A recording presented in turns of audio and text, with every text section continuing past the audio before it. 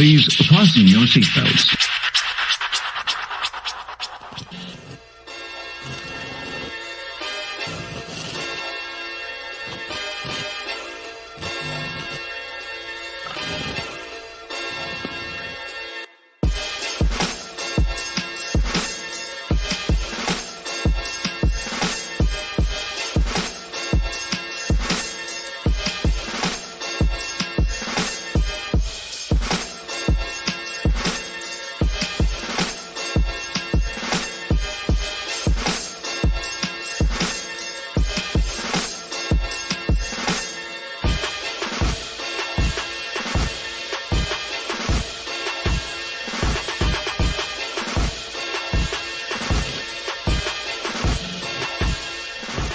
I had 11 Olympians and over 800 national champs.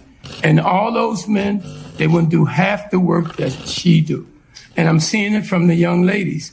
These last 2 years, when you think about it, all the good fights is coming from the women. The guys is ducking each other, looking for the easy way. Hey.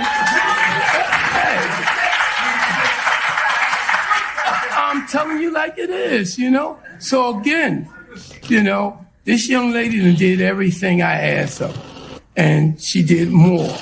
And I'm watching all the young ladies that's boxing now. It's like they trying to prove they better than men. Now, we knew they was kind of there, but now they showing that they mean. You know, in the old days in Philly, we call these guys crazy. And that's the way these women are. So when you go back home, speak nice to you. Welcome back. It's Michael Rogers. Welcome to Bodywork Boxing. Joined again by my man, King of Mean of Essex from the championship rounds. You know what I'm saying? Today, we're going to talk about the art of dirty boxing. You know what I'm saying? Salute, champ. What's going on today? Hey, man, everything's good. It's a little rainy out here, you know, on the East Coast. A little bit of a gray day, but we here to, you know, since it's dirty outside, muddle your shoes. Let's talk dirty boxing. And it's funny, man, dirty boxing can be useful in the championship rounds, man. So, you know, this is one of those topics where I get to kind of, you know, get dirty with it. Yeah, man, I knew it would be up your alley, man, because I often say that one of the things, let's just say you have an average guy from the U.S., average boxer, just, you know, but they have some of the tutelage and advantages of being in some of these nice gyms and being around, getting some synergy from some of these, you know, American champions. If all things are even and you got a veteran from across the pond and they happen to meet up, sometimes the one from across the pond actually has an advantage because I see that they are skilled in the art. And that leads me to ask, man, is it an art to dirty boxing? Absolutely. And not only is it an art, I think you have to really be a skilled fighter in order to be a dirty boxer, meaning you have to go through practicing and perfecting certain fundamentals that allow you to slip the dirt in there, right? So again, being a well-developed fighter, getting your sparring experience and getting the kind of experience where, you know, say, just for argument, the clinch, you know, you have to already be not just experienced in how to clinch, but to know when to clinch. You know, it's easy to, sometimes people think it's easy to clinch when you're getting rocked. Some people don't even know how to do that, let alone how to clinch to break up the rhythm of the action or what to do in the clinch and pin the fighter arm, you know, to the side or break the clinch with a forearm. And, you know, so yeah, it's really, you got to really be a skilled boxer to know when to implement these dirty tactics. Because otherwise you out there looking like you're doing MMA in the boxing ring. So yeah, it definitely is an art. Definitely. And speaking about the clinch, because I think it's an art to the clinching. Now, sometimes it's be called excessive hold, and people be like, oh, man, he hugged me. I call people, my whole thing is calling somebody Lionel Richie when they want to clinch. But if you're not that good on the inside, but in the clinch, whether it's breaking off the clinch, you can actually change the fight because in the clinch, one of the biggest things is the hitting behind the head, and also sometimes the hitting in the back, in the actual back. But those rabbit punches, a lot of times they say that they might not look like nothing, but you got a boxer basically using his bicep to come in on the back of your head, and that can add up, and that accumulation can give somebody cobwebs. That's one of the most things that I see in the clinch. Yeah, man. Pritchard Cologne, you know what I'm saying, suffered some very serious injuries as a result to that kind of rabbit punching. Because again, in that particular instance, his opponent, I forget, I don't want to put that on nobody, but you know, he was using the clinch to break up the rhythm. And while he was clinching, before the ref could even come in and intervene, you lean on the opponent's shoulder, you pin their arm, and you kind of bang him a couple of times, and then you know it's a thing to do, but it ain't a thing to do because it could be very dangerous, you know. So in addition to, like I said, stopping the other, you know, the opponent's rhythm, you really do a number if you slip in one of them nice shots and they happen to land with some sort of significant impact, right? Right. Another one is them hip shots. Hip shots is sneaky. Floyd, I think, is the best at that, or more notable for doing that. And you see that in a heavyweight game too. You know, especially you clinching a big boy, you leaning on him, you bang his ass down on the hip because you don't want him to be able to move. Right. You want him to be more stationary of a target. So the clinch is so many things that can happen in that clinch. Yeah, that was, since it's not the head, it's considered an extended part of the body work. You know what I'm saying? If you know what you're doing, because then you got the jewels, you got the infamous jewels. When you got a guy here, you got the arm clenched, and you turn him this way because the ref is over there, and you give him a little like right in the jewels. You know what I'm saying? A little sneaky a little pop. Right on You the know. cup or the Also belt line. in the clinch, you also got that arm wrench. You know, when you got your arm wrench and your arm is extended to where your glove, pretty much your whole elbow is past the guy, but he has his arm on yours, and they do that little curl where your arm is trapped in between their body and their arm. You can get a couple little wrenches in there. Shannon O'Connell did that to Ebony Bridges this weekend, and I was complaining. I said, yo, this must be her uncle, this ref, because she had in her arm bar, Fuji Wang. Man, hey, that was kind of like, I saw a lot of that. And when it comes to our cousins across the pond, man, they are very skilled in that, man. And I'm starting to hear that topic brought up. That's why I thought this episode would be golden, man. Also in the clinch, you got the headbutt. You know, we seen Josh Warrington. Think about the Josh Warrington, and it was actually noted that whenever he headbutts somebody, they always actually come up with they bear the grunt of you know the receiving end of it, and he kind of get it. So that's an art. How to headbutt, when to headbutt. Like you get somebody, you know, with the crown of your head on the side of the eye, like anywhere above here, or even in the eye itself. And look, get a 2-for-1. You headbutt him coming in for a clinch. Salute to Tim Bradley, Evander Holyfield, right? Some of the best to ever do it. They slip in that headbutt, or they got the rub as they're switching sides, trying to pin their head from one shoulder to the other. They'll bring it up, kind of knock you, and then bring it down. Yeah. You know, real sneaky, dirty guys. Get some of that sweat off in your eyeball or something, and you like, you know what I'm saying? You looking back, you looking at the ref like, you don't see this, man. And again, something over the eye that give you, like when you get lights, like you see a little light, get a knock, those things can be very, bothersome in a bad way, man. So, could cause a cut. You know what I'm saying? It's a lot of things, and again, out of that clinch, man, the clinch is that pit, definitely that pit. And I also see in the clinch where it's almost like an unwritten rule. You know what I'm saying? It's something that if you're not really paying attention, you don't notice. But like whenever somebody in the clinch and somebody come up and do that rabbit head, it's almost like right before the ref come in and intervene, the other person gonna get back. And if the ref didn't say nothing on the first time, the ref ain't gonna do nothing, but he might come back and then shove them both and like, all right now, y'all, you know what I'm saying? Cut it out, before they let him go. But that's the clinch. But very good point to that real quick before we move on.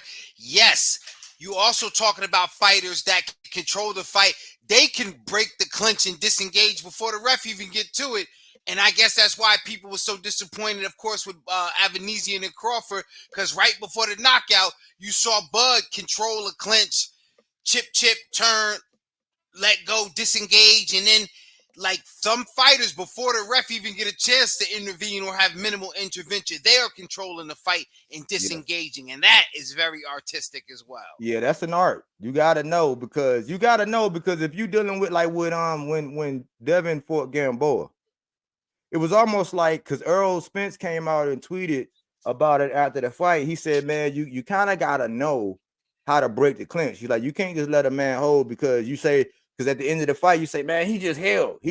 Well, there's a technique, and I think Earl alluded to the fact that you gotta kind of temporarily. You don't want to square up too long, but you gotta square up and get in a squat position to kind of break away. Because if they hold you, it's gonna be obvious. And if you got any stability, you already know as soon as you feel that break free, you get back in your stance, you can get one off real quick. But it is an art. It's something that people need to practice on. And that's a good way to break the clinch. Sure. In the clinch, one of the favorite or the most sneaky things, and this is one of the things I think Floyd was a master of. And I think it kind of borderlines dirty, but it's an art. Forearming. Mm-hmm. Floyd was actually famous for when you in the clinch or he wanted to get away, he knew how to place that forearm. And the forearm is a very hard bone, but he knew how to put it up against you and like either get leverage off or pop you out, or a lot of times you see a boxer's head go back and the ref got to be like, hold on, but it's like, I'm just trying to keep him off me, but you get that extra little, you might get a little bit of corner of the elbow in it. You know what I'm talking about? No, for sure. And he was quick enough, but he would almost do it from stance. He wouldn't square up, but he would squat down and back from stance with that forearm lean, and just because when he could wiggle loose from you, because with fighters, and he wouldn't allow him to pin his arms. And that's why I think the importance for him, it's like they say, you choking, get your arms up, right? So he like, yo, you try to get me in the clinch and pin my arms? Nah, I'm gonna have my forearm on your head, at least one of them, so I can be offensive and get loose on you. So yeah. And I really don't see anybody else. It's kind of like what they call that European dribble LeBron got. I don't see too many people able to even get away with that forearm. Nobody virtually.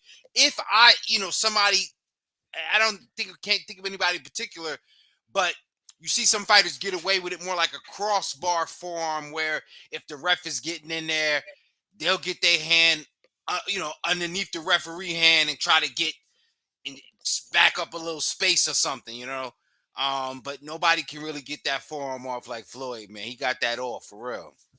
And then forearming leads us into actually straight up pushing.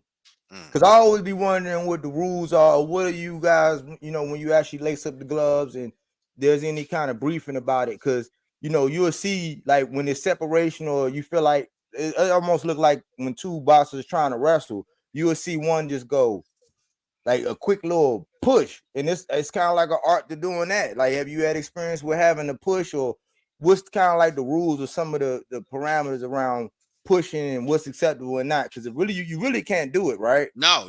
There's no pushing. I mean, the idea is you have to create distance. Creating distance with your jab or with using defense, with your footwork, but pushing. I mean, and again, there's ways of separating your body. So there's a push off, but you can't almost like lateral push with your arms. You know what I'm saying? So because think about it, if we in the clinch and the ref is going to break us, we both trying to get back to get off, almost like we trying to draw on each other. Mm-hmm. So you're kind of not going to be looking to kind of push outward and have your arms out there, because then what are you creating for yourself? You're creating space, but you're creating vulnerability. So you really ain't trying to push off, and that there really is no pushing off, but you do.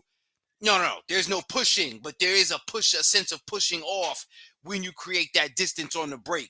And you pointed to something, with the Spence thing, or anybody, is squatting down, not dropping down, but just getting down and getting back, Right. Getting low, getting back, getting that distance, using your upper body, to kind of just be firm, but separate with your legs. Because when the ref separates y'all, you want your arms in a good position. You don't want your arms to be all like pinned. If you got them pinned, you definitely going to be counting on the ref to save you, So right. Getting clinched, the first thing you want to do is break out of it. If you can, You don't want to be getting clinched. Getting clinched, I mean, you on the wrong end. Even if you complain to the ref and say, "Oh, he keeps grabbing me," you are not in control. Your ring generalship is been diminished immediately by that. And you're right. You don't want to be getting clinched. And one of the things that I see, or one of the most popular things that I see, I'm all about the body work. And when you do that body work, it weighs down the legs. But if you start doing some body work and you happen to find yourself on the clinch, the minute a boxer bends at the waist and his head's down, I always see this where they get the pushing down, like they'll push down on the shoulders or the head, and it drains the legs. And it's like, man, especially when you got a boxer, somebody that want to move around, you hit that body a couple times because it's gonna make the legs try to be stable because you're hitting the core, which affects the legs.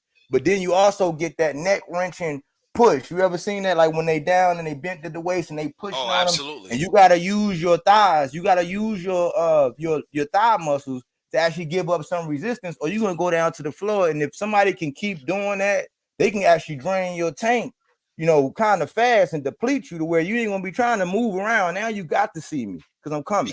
Because it's like you're trying to escape from under something. You know what I'm saying? Like lifting, and then that shit coming down on you. You like, I got to get from underneath it.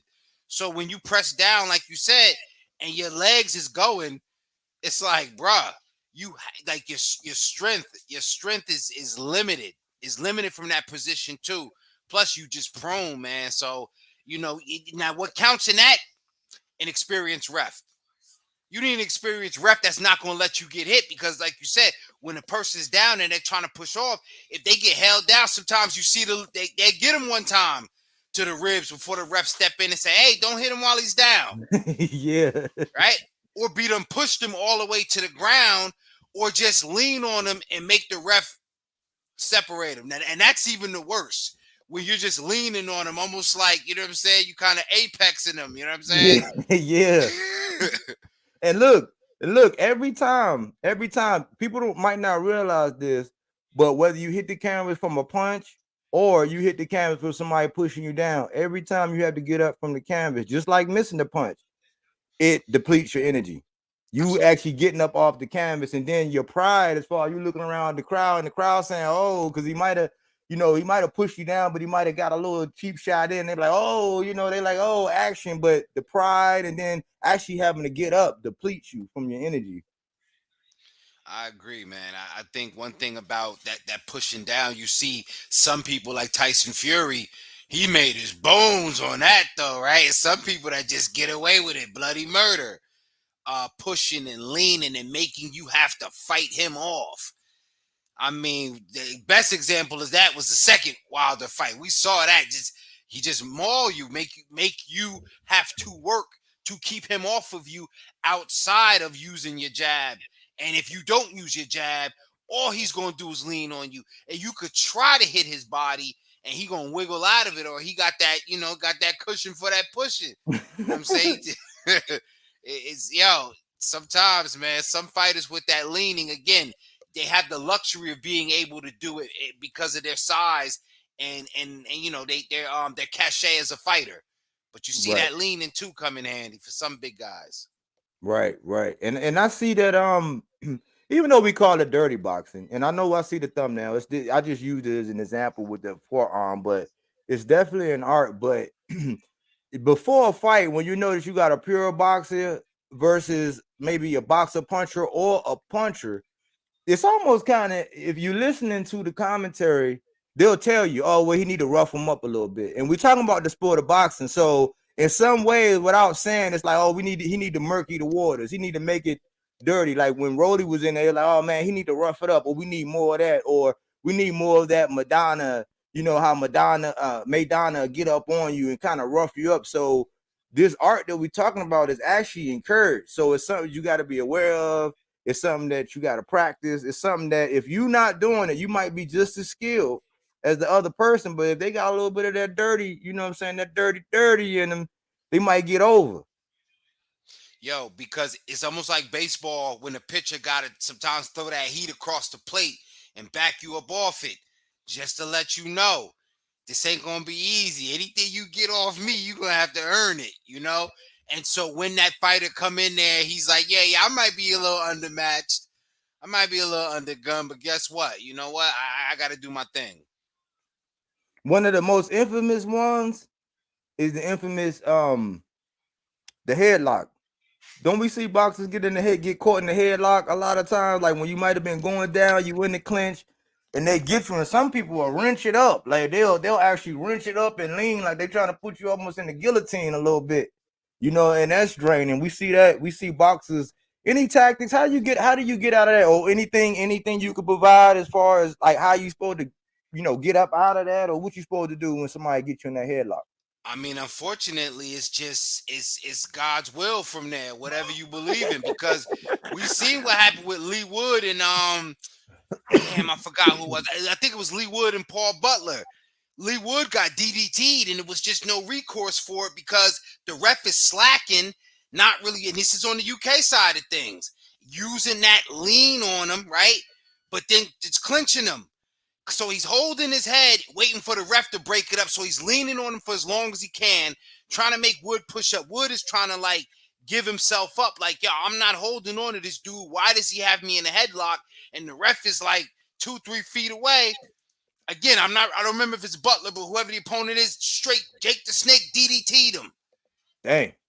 And this man came back to stop. Again, if it was Butler, came back to stop him. So what do? You better hope you got a competent ref in the ring, or an opponent that his interest is not in hurting you. He just trying to, I don't know. Is he trying to rough you up without hurting you? Is he trying to just throw you off a little bit? Sure. But again, that's going a little bit too far when you DDT the man. Or again, I'm just using an example, Montana Love. Yeah. Like if he was trying to break that clinch, I don't think Stevie Sparks had him locked up that bad. But yo, you tossed him over. Like you ain't no way of slipping out of that clinch. I don't know. Yeah, I've seen one thing I've seen, and I don't really recommend it. I mean, unless it's clear that you got strong legs. I've actually seen boxers pick other boxers up. Yeah. So if they got you in the headlock, they'll lean up and pick them up. Now I don't recommend, especially like later on, like if you running empty on the tank. But I've seen that, and then they automatically let go because if I pick you up in the air and I just drop you, you know what I'm saying? You might come down on that knee wrong or whatever. Oh, I tell you exactly what you come down on because you maybe bring up my guy. I told you about Chad Dawson, right? Bernard Hopkins, old Bernie Hopkins, huh? He leaning on Dawson, who I told you, offensive southpaw. So he's just getting ready to fire up, right? Mm-hmm. Bernard Lick, dirty boxer, one of the dirty boxers, right? One of the best at it. Mm-hmm. He leaning on Chad. Chad raise up on him. Boom. Drop him. Bernard Hopkins weasels his ass out of the fight, talking about I got a dislocated shoulder. Now, granted, as old as he was or might have been, I'm complaining about my shoulder right now, so I may be second guessing Bernard. But that is a pure example of you.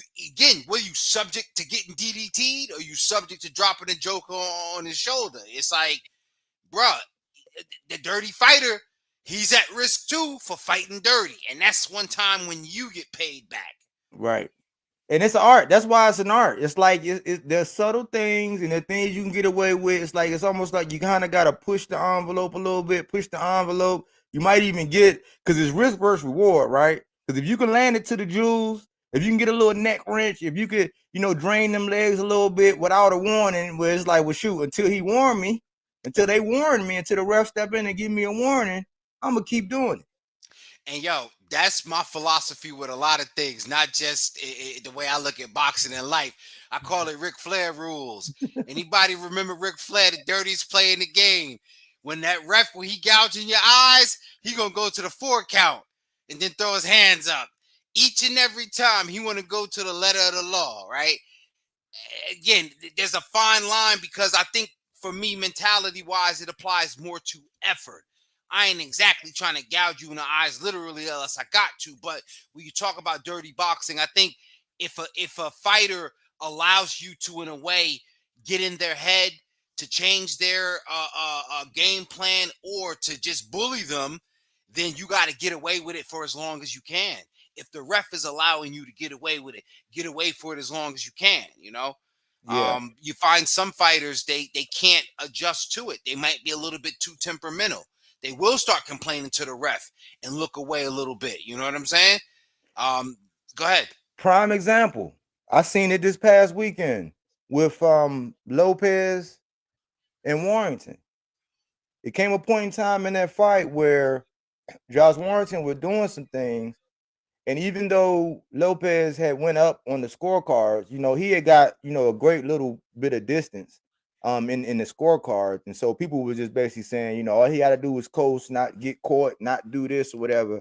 But I found him a lot of times looking at the ref and complaining, and they kept, he kept going down. You still fair game, because in the sport of boxing is protect yourself at all times. And I actually saw that, and what wound up happening was, in the end, Warrington made that fight look a lot closer than what it would have been, because it seemed like Lopez wasn't willing to go where Warrington was willing to go.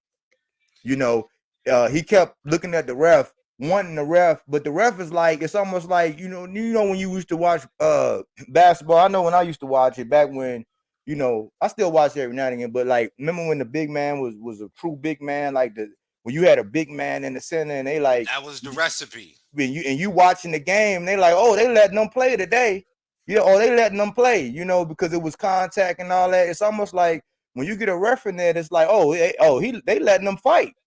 You'll hear somebody say, oh, they letting them fight tonight. That means that you see some roughhousing going on. You might see a little bit of dirty boxing sprinkled in there, and the ref is actually allowing it. You can become a victim, and you can put yourself in a bad position if your opponent is doing things to you and you keep looking at the ref, but the ref ain't intervening.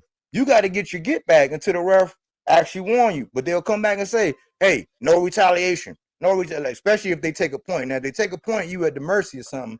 But when they say no retaliation, then that means they watch. That means the ref is actually watching you. You recall that?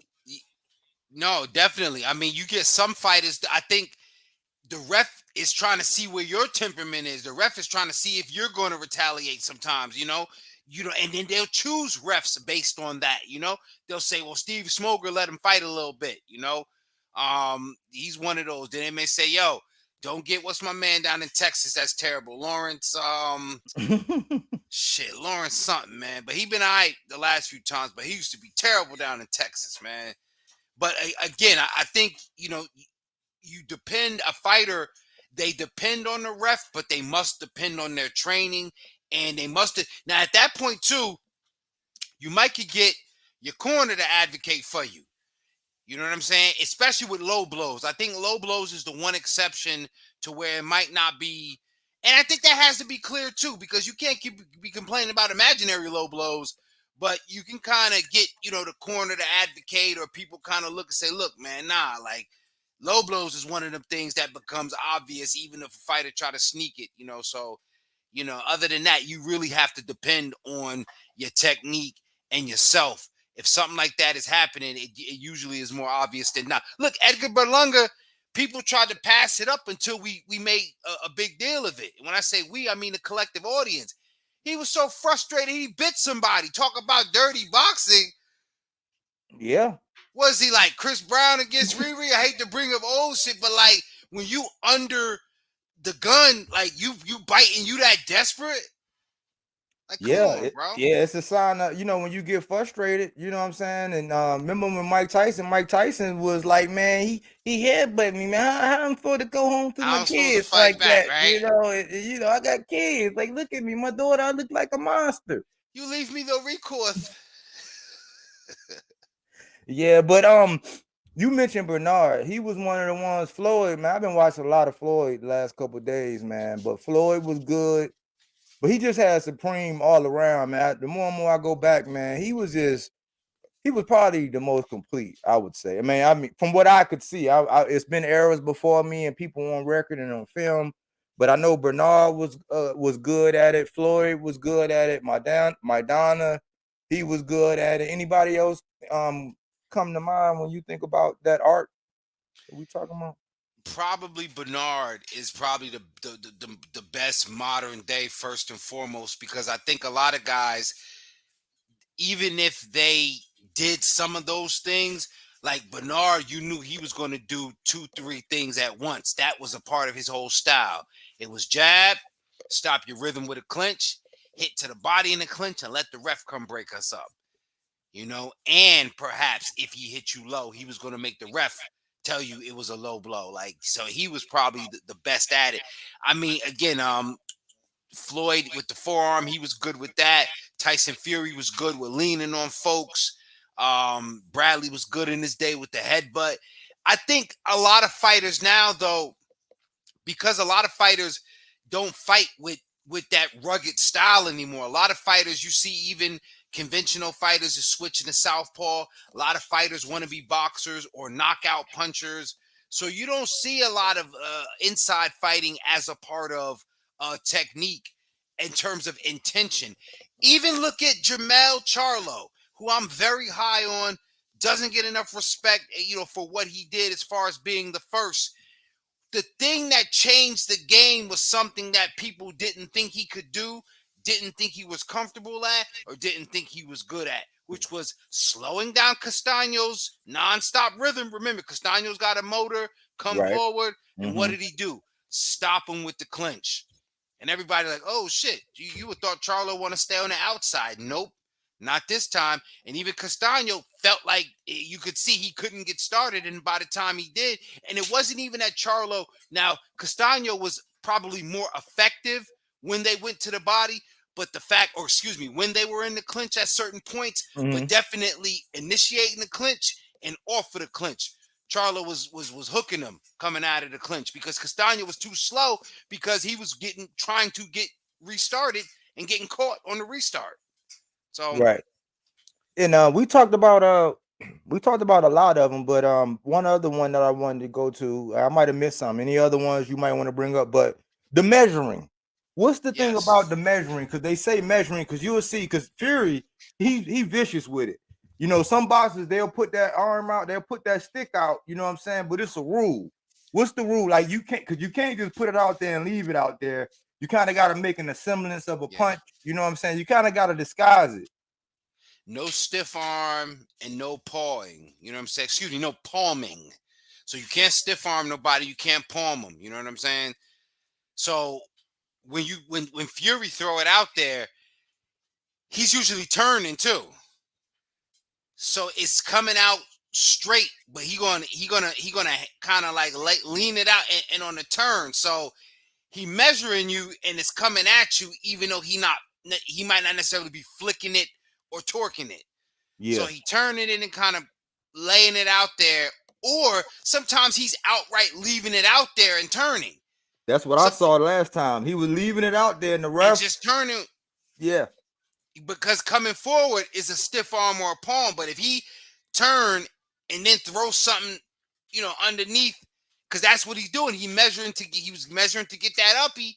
So he turning with it and he going like, I mean, he was allowed to do it. European 3-step. You know what I mean? European dribble. He's LeBron because nobody else can get a chance to do that, right? Even steering.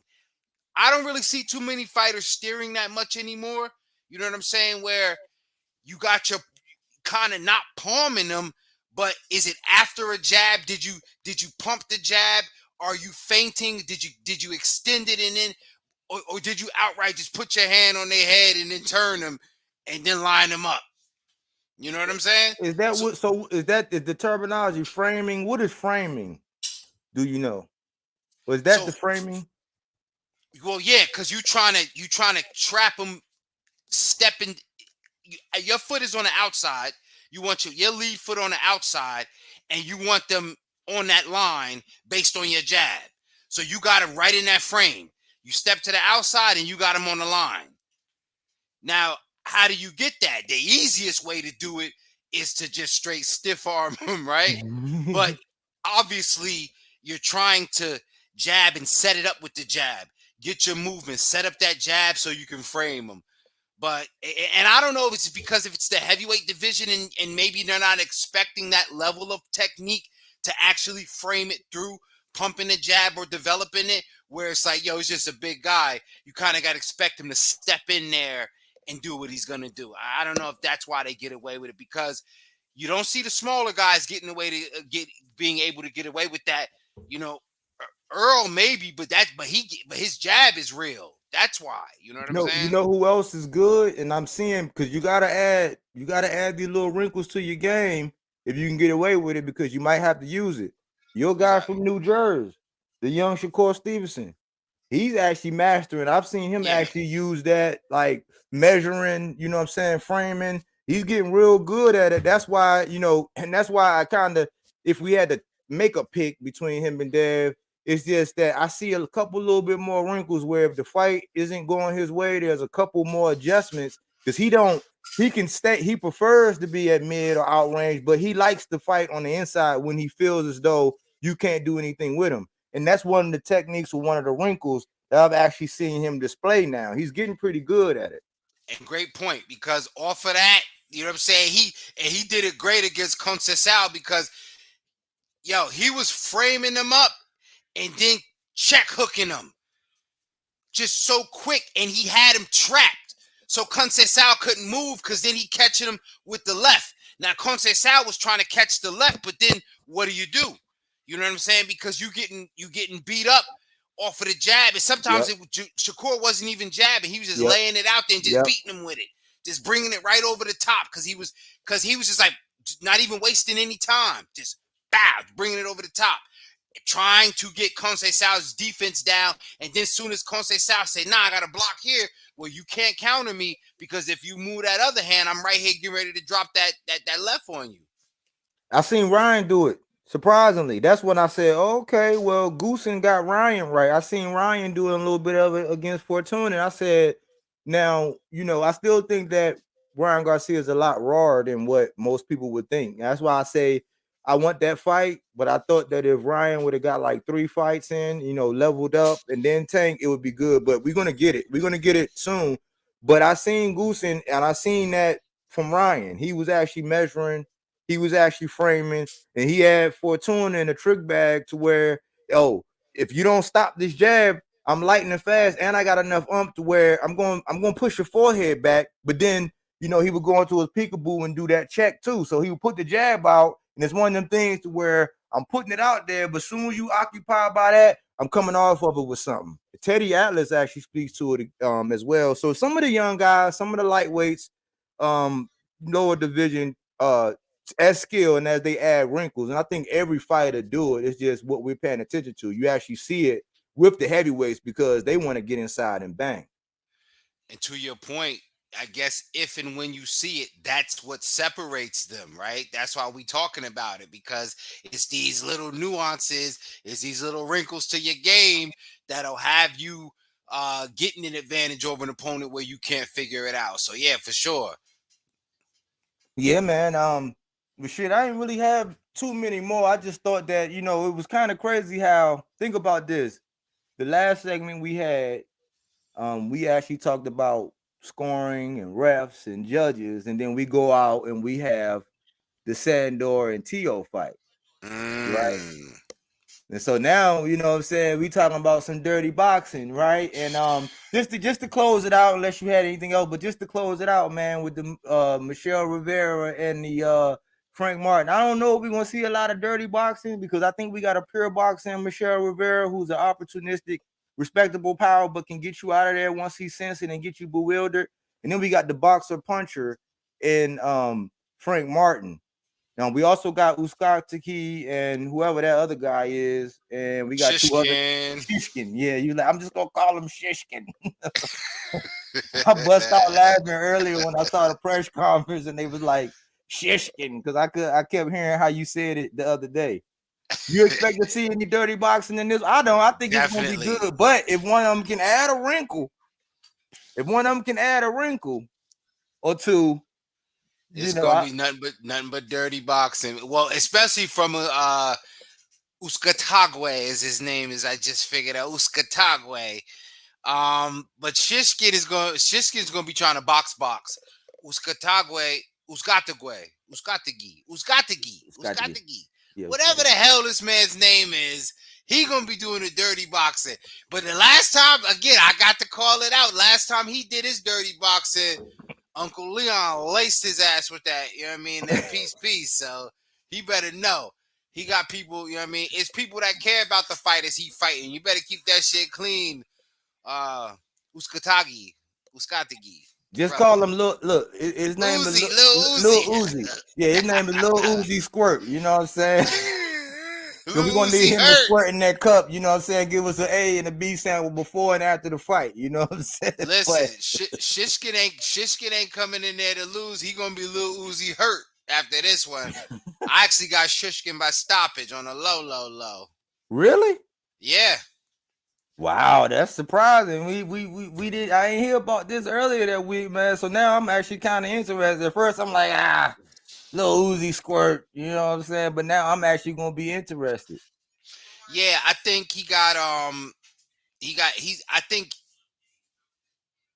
if he does what I know him to do, I went back and watched some footage and remember some of what I seen from him. And again, it's slipping my mind right now, but I'm telling you, he's a good boxer. Nothing special because he's vulnerable, but Uskotage ain't got no power, and that's going to be the key. So he's going to be trying to, and not to say this guy's got an iron chin, but I think most of his fights has been a couple Canadian cats, and he's been on PBC a time or two.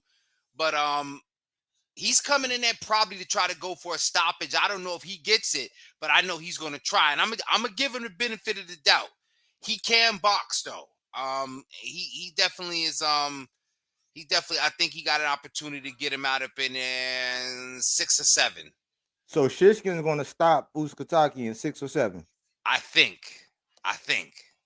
I actually don't know, man. My eyes might have seen me. I actually thought that I thought Uskataki, I thought that was pretty much his only shot to actually, you know what I'm saying, wail on somebody and catch somebody. I thought he had a little bit, but maybe I didn't see enough. I saw the Caleb Plant. There's another fight I saw, but I don't remember who it was. But I thought he actually had some power. But now I'm gonna actually watch it. I'm actually gonna really. He been gun shy his last few fights, and that's what I'm saying. Now remember, he was supposed to be in there against Benavidez, so he was only going in to be an opponent. That don't mean, I don't say that disrespectfully. I mean that this fight, he's still in there against the opponent, but I don't know if he's prepared against Shishkin. You know what I'm saying? He might have been prepared to fight a different fight against Benavidez, and even though I know that fight has kind of been long called off, I'm trying to just do my little research so I can tell you. I want to be able to speak specifically on it Yeah, it's all good, man. You know, this because we is got chess. time. Yeah, this chess off the clock, man. You know, everything casual here, but I'll go ahead and talk about something since you led me kind of into it while you do your research, man. No, I got we good Okay, right here. go ahead. Not nobody crazy in terms of names. The only thing I don't like about Shishkin is his fight frequency. All right. Mm-hmm. Now Russian, training at a Detroit gym. I don't know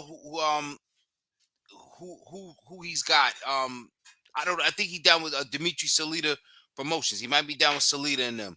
But he fought DeAndre Ware, beat him by TKO, and Sinner Ugbeko by unanimous decision. Now, Sinner Ugbeko is Joseph Ugbeko's brother. He's a pretty tough and sturdy opponent. Jason Mender, he TKO'd him, but Jason Mender was just, it wasn't nobody up there. This is a good fight, but like I said, Uskatage, he's on the down slope of this one. I know he's coming in off of 3 stoppages, but this ain't it. I think this is what I think about Lil Uzi Squirt. I believe that he might be hungry, man. I think he know that he took part in the ultimate form of the art of dirty boxing. That's the form that we don't condone. It's the same form that Conor Ben is in the hot seat about. You know what I'm saying? And it's actually putting something in your system. I think that he realized that losing this fight with Benavidez, the Mexican Monster, or El Bandera Roja or whatever, I think that he sees it as a missed opportunity. So he might got to axe the grind. He might want some redemption. So I'm not looking for him to lay down. He believes he need to make a statement. If Shishkin is that guy, you know what I'm saying, we're gonna get a blockbuster fight then. I didn't know because I didn't know much about Shishkin. Yeah, Shishkin again. I'm not putting him in as a world beater, but I think this is his night. It's going to be his time to shine. Um, he's pretty good, man. Like I say, I don't know if I'm just not as high on Uzcategui at this point, because I think the young guy is the fresher fighter, and he may have the less experience, but he kind of like too young and too ignorant to know that he's the opponent. Like he feel like he the A side. You know what I'm saying? So, and again, he's coming out of that Russian Olympian system. I'm gonna be the first one to tell you, I'm not big on the European hype jobs. I don't even like Benzes no more in real life. You know what I mean? They headaches. You know what I'm saying? So I will not hype you on no European hype job. So I just think that it's going to be a very competitive fight. But if Uzcategui still has any tread on him, shit, I'm gonna be a fool on Sunday when we talking about it, right? Because we're gonna have to recap this. Yeah, we definitely gonna recap it, man. The last thing I guess is I was looking at two things. I was looking at I think they are proceeding with the Virgil Ortiz and the Imantas Stanionis fight. That is, going forward. Haven't heard anything much of it saying that it's not. And then also, man, your man. Just touch on your man and going through, having been turned down by three people. He got turned down by Isaac Cruz. I can't call him the pit bull. I'm calling him the pooch now. You know what I'm saying? He got turned down by Isaac Pooch, and he got turned down by William Zepeda. He said no smoke, no ashtray smoke, no chimney smoke. He might just want to have smoke. And lastly, George Kambosos. He said, I've had a long year, mate. You know what I'm saying? No go. And so now he don't have a dance partner, but JoJo Diaz is saying, I'll be your Huckleberry. And my whole thing is, man, maybe I'm wishful thinking. But if they got Loma, they saying Devin come out saying that Lomachenko got him waiting. I keep trying to figure out who was they. They won't clarify it. Put a pronoun on it. Whether it's Lomachenko and them or Bob and them, who was they that has the undisputed champion at 135 waiting when Shakur is right there? If he's waiting, and you want to fight in March, am I too overzealous in being able to say, hey man, why not Shakur right now? I mean, because if it don't happen now, and we wait for Devin to go up to 40, we don't know how long Shakur is going to be at 35, if he'll go up to 140 just to make it. But what's your take on that real quick before we get out of here? Because I know Shakur is your guy. Hadn't really talked to you much about since I put out them couple videos about it. Am I just, do I have the wrong energy, or do we not keep the same energy because they're on the same side of the street? Neither one got a fight. Devin's complaining about Loma holding him up. One, I want to know who is they, and am I keeping the right kind of energy saying, hey, I want this or we want this, or am I asking for too much? What do you think? I mean, you doing the right thing, but it's like it's politics, because it's like the candidate that tell us every year he gonna stop crime. You know what I'm saying? He can't really stop crime, because what's the next guy gonna have to run off next year? You know what I'm saying? So, I mean, that fight, of course, it needs to be happen. Of course, it's not too early, right? But why would Top Rank make that? That's too much like right. I'm not saying that they shouldn't make it, but if you look at what's happening, Bob is still waiting for Devin to give him a decision.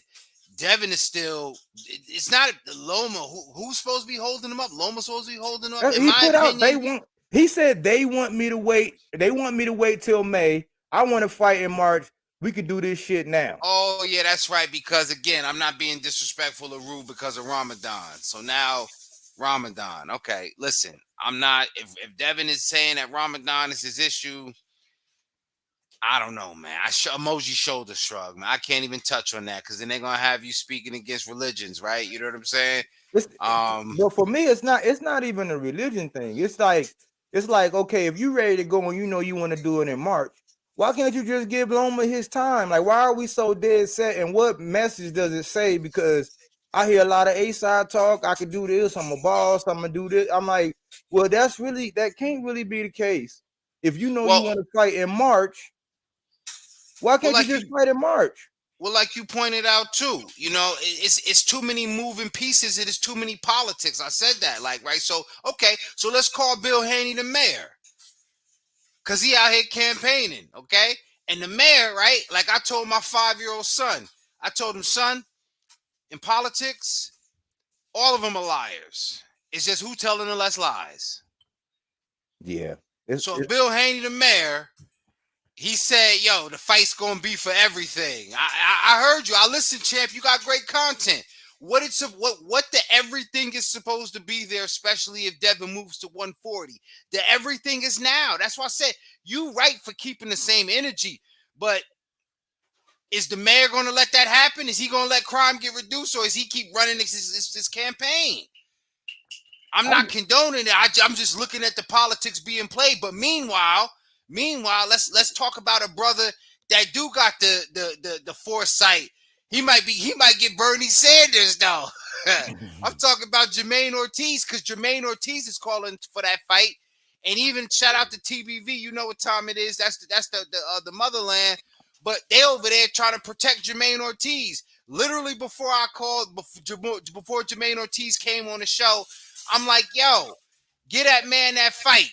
Nah, man, give him Cambosos, give him this, give him that.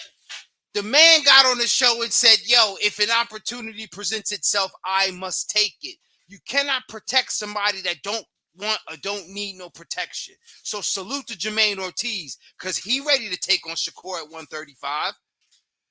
So if he's keeping that same energy, because he got his opportunity by 8 Mile in it, right? It was Joseph Adorno, then it was Jamel Herring. He already been in there with Lomo. And again, triangulation, if he fights Jermaine Ortiz, who been in there with Loma, then we could say, Devin, if you don't know what you're doing by now and you got to do what you got to do, why don't you either vacate so Shakur can fight, because he fought Jermaine Ortiz and now he ready to fight Loma. So I don't know if I answered, but I'm saying I don't know if I was this political, right? No, I understand, man. We speak the same boxing language, man. Basically the mayor said he knows the who's who of Whoeyville. But I'm like, well, who's actually holding up this fight? If y'all just come on and say Bob won, that would just alleviate the pressure. But you know how I am. I like to go to that body. You know what I'm saying? So I don't want to. I just want to flatline it so that we could have productive conversations and not get drug around with all of the accolades and I walk across the water and I'm in the land of sirens and the land of cyclops and just come on, man. Just say, hey, man, I'm not ready for Shakur or Shakur ain't got nothing to offer but an ass whooping, But question before we close out. Before we close out. So the option would be Jojo Diaz coming off of a loss to Williams Zepeda.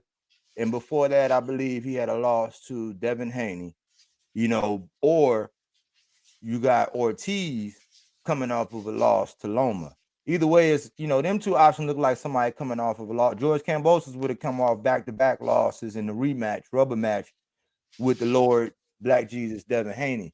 But it's his introduction to 135, and at that point, it's like we still have a lot of legitimate questions that can and need to be answered as far as power and endurance, and and ring generalship at 135 with guys that might quote unquote be naturally bigger. So it's nothing wrong.